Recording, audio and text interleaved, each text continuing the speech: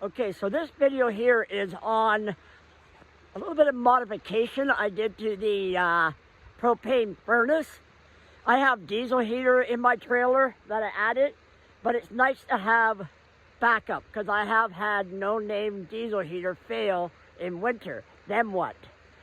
So my furnace stopped working, and it was suggested it might be the sales switch, but an RV park or an RV dealership said differently.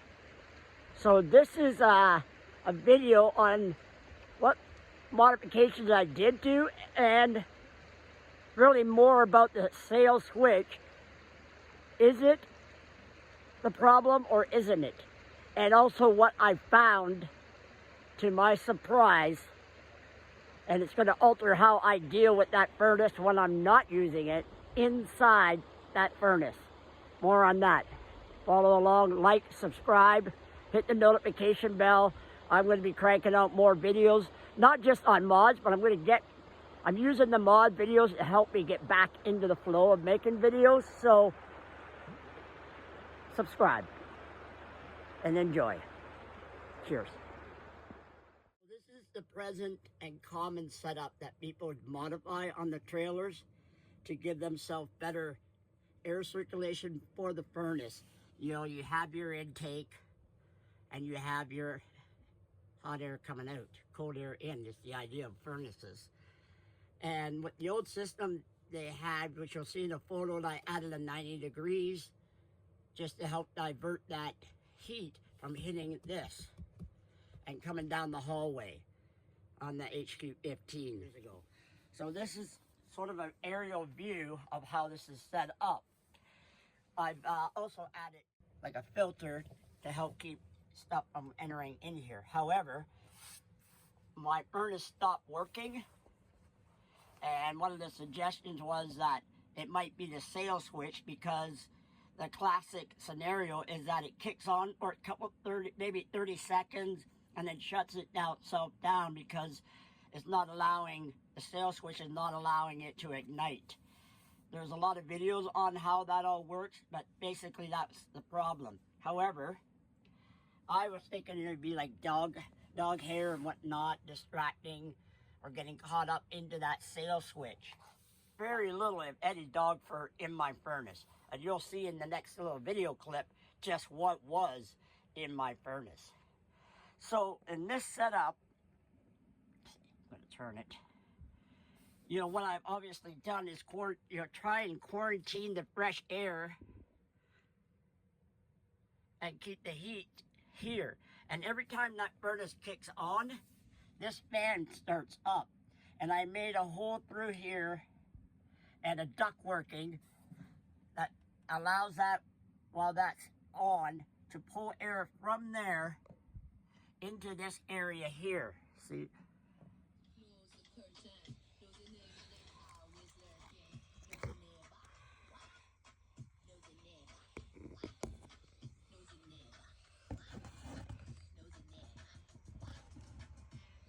And that way to help keep it warmer in here.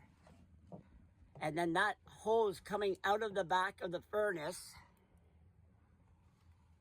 runs down along the water lines and pops up in my bathroom. If you've seen previous videos, you already know that. And my diesel heater that's under this bench, inside that bench,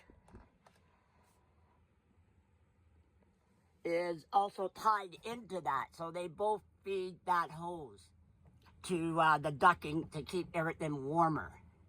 All right, just to give you a layout of how that looks, so when I go forward, you'll get what I mean. I got this idea from Bill Washburn to add that fan in. As well, he had suggested, because there's an opening right here where I didn't build with insulation, I drilled out the holes and put a venting here. So when the furnace kicks on and draws air in, or my diesel heater needs any air, I put in a venting here as well. And this mesh basket is just to allow my laundry bag to sit on top, but still allow airflow to get in, to be drawn in from here. So pulling air through. So the other thing I wanted to mention is that when I removed this furnace, which basically you have to disconnect, obviously, the heat duct. And there's 2 screws here, 1 screw down on the floor. You have the line to shut the valve off for the propane, and the wire harness here is easy to disconnect. And then it pulls straight back. It takes a little bit to wiggle it out. I've enlarged the hole here for future because of the hose having, you know, its own attachment point. So that helps to draw that straight back. And when you return this back into position, the outside vent is best to have it off because you don't want to damage the pipe or the pipe that the outside vent exhaust goes into, or it can get dented. So make sure to remove the one outside. The other thing too was I removed this. So I pulled the propane furnace out. This is a Dometic, and this would be facing towards the outside, but that's a lot of dirt. I mean, right? So, anyways, it was held on by a few screws, but the trick with mine was that I have this added, which is attached to the hose, which goes down through the floor and follows the frame along the water line.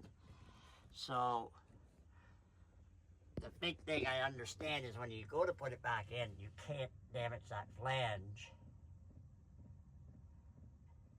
So that's the deal with that. So anyways, I'm trying to get to the sail switch. There's 4 screws that hold this plate on. And wow, I'm just amazed by the dirt. And with all the sand that was inside, I set it out here on the bed frame, platform, and started it. Smoke came out everywhere. So I shut it down, and I thought that, yeah, it must not be the sail switch. So I ended up taking it to an RV place to have them look at it. And they had ran the furnace successfully. So they said, no, it can't be the sail switch. It was fine. And that all the smoke that came off of it was because of all the dirt that I probably moved around. And so that was fine. They cleaned it up a little bit more than I did because they have the tools to get inside of it better, a little better. And then when I brought it back, reinstalled it all, the furnace started on the first start, created heat, but thereafter it stopped working again. It would work for 30 seconds, shut itself down, wouldn't ignite, and I took it back into them. They ran it for an hour on their bench, no problems. So what I concluded is that, yeah, that first time it starts up, after you put it all back together, it'll work. But thereafter, it won't create the heat. So I went ahead, pulled it on a 3rd time, put in the sail switch, which I had, but because they said that it was fine, well, they were wrong. It wasn't fine. So the sail switch can still function and not function. And it looked fine. I cleaned it off. It wasn't that dirty. But anyway, since reinstalling the furnace with the new sail switch, it works fine. So keep that in mind, that if it acts like that and you get it checked and it starts working fine, that doesn't mean the sail switch still isn't pooched. They built the ductwork from the added fan so it would direct that heat towards the tankless water tank, and note that it has to be high enough that it doesn't interfere with the pull-out kitchen. On the picture to the left, you'll see a little red line pointing to the 1 screw to free up the sail switch. And then the picture to the right shows you the 2 wire clips that you need to remove, and then it's an easy pull out, easy replace.